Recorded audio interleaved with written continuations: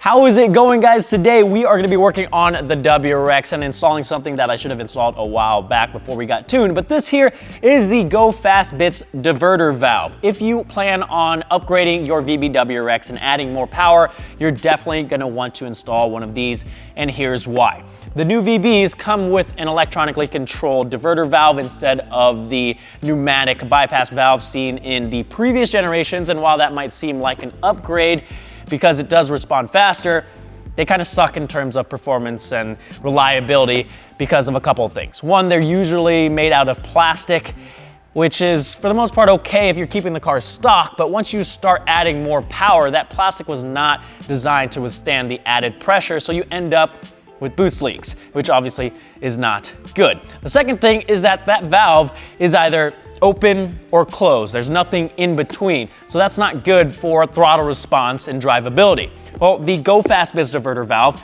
solves both of those issues. It's made out of CNC machined material, so it's a lot stronger. You're not gonna have to worry about those boost leaks. And two, it's able to progressively open and close. So not only are you improving the reliability of your car, you're also upgrading the performance. This is a full replacement. It's super easy to do. All we have to do is get the old one off of the car, replace it with this, and that's it. Seems easy enough. Now, for those of you that are wondering, we are in the Paragon Performance Shop today. The Driven Media Shop is not ready yet. Hopefully it's ready sooner rather than later, but I wanted to do this on a lift to show you guys all the steps. If I were to do this in my garage on the quick jacks, it'd be too dark. You wouldn't be able to see anything. So here we are today. Let's get the car up in the air and I'll show you guys how easy it is.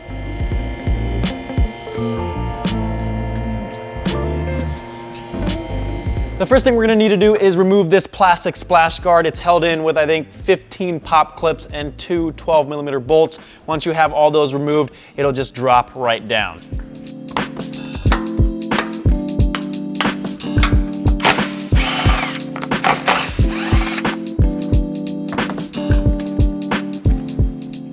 We're gonna remove this skid plate next. It's just four 12mm bolts, two up front and two in the back.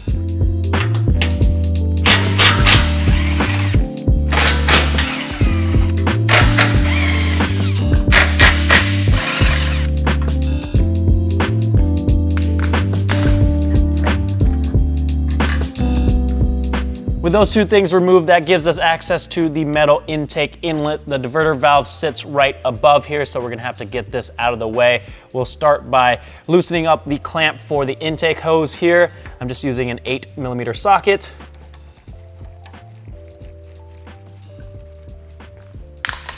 And then we'll pull this off.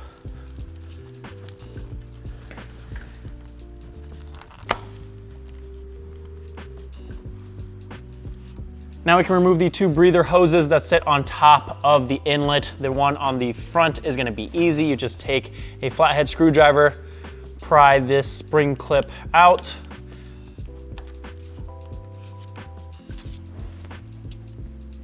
And then we should be able to just pull this straight up and off of the inlet. There we go. The second one in the back is probably gonna be a little bit more of a pain. The second one, like I said, is also on the top, but on the back side. This one we're gonna have to just pull off. I don't know where the hose pliers are, so I took a pair of channel locks and twisted it to try and break it free, and it's starting to come loose, I think. There we go. There's gonna be two 10mm bolts holding the inlet in place. We'll remove those and move this out of the way. It's still gonna be held in place by the coolant lines, but that'll give us enough room to access the diverter valve.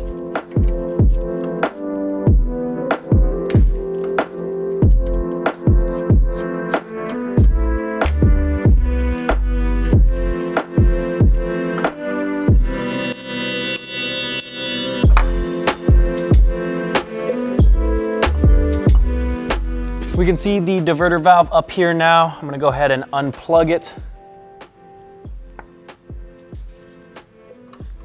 And there are gonna be three T27 bolts holding this in place. So before you do this, make sure you have a T27 Torx bit so you can remove these bolts.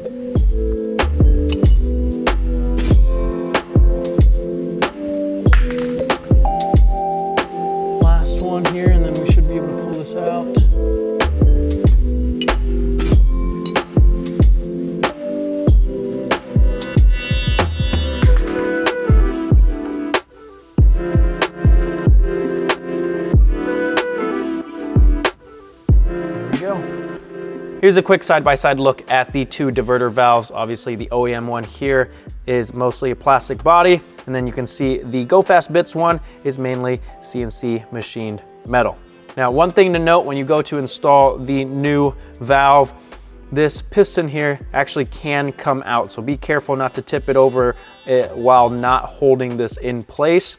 Otherwise it's going to fall out, the spring will fall out, and you might damage this. Another thing to note is that we need to take some engine oil and lubricate the piston skirt here before we go to install this on the car. So I'm going to go ahead and do that real quick, and then we can bring this over to the car. I've got the piston skirt lubricated, so we can slide this into place. Again, be careful not to point it downwards so that piston doesn't fall out. And we're going to use the included 5mm Allen bolts to tighten it down.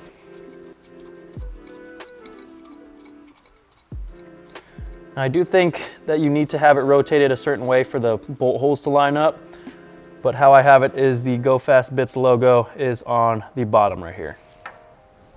Also, one other thing to note is that you can actually rotate the end of the connector here to get it into position so it's not in the way.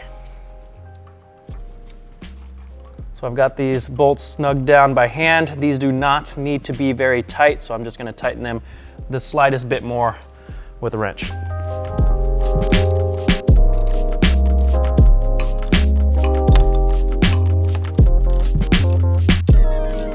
going to rotate this connection so I can plug in the adapter and plug the adapter into the OEM connector here. And like I said, this can freely rotate. So once we get everything back together, I'll position this so that it's not rubbing on anything, and this is far enough away from any heat sources. We can get this inlet back into place, make sure the gasket didn't fall out.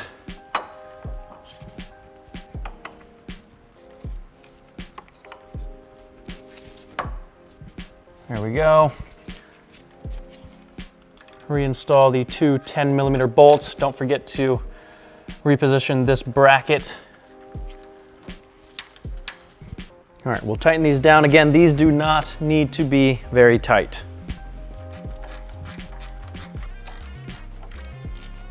Let's see if we can get these breather hoses back on here.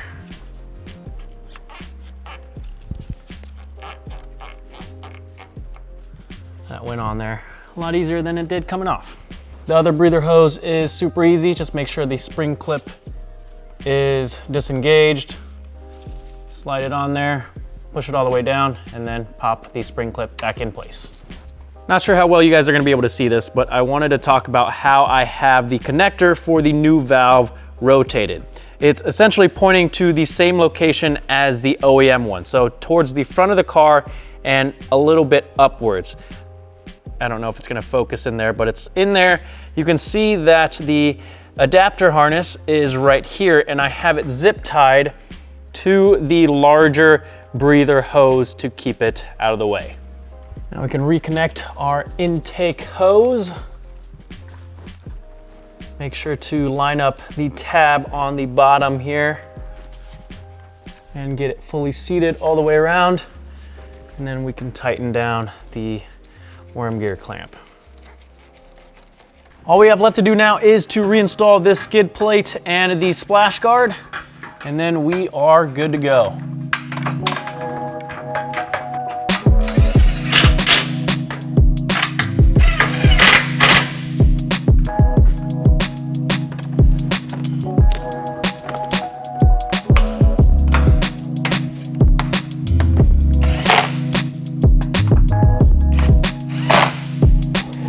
And that's all there is to it, guys. It's a super easy install. You can do this in your own driveway or garage in about an hour or two.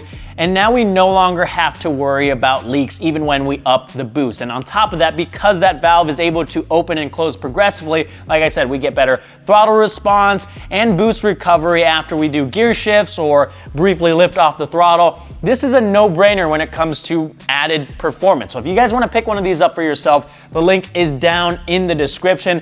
Let me know if you guys have any questions whatsoever or want to see other installs on the WRX or the GR86. Comment down below. Hopefully you guys are enjoying the new content. If you are, make sure you hit that subscribe button, give this video a thumbs up. That's going to do it for today. Happy holidays. I'll see you guys next time.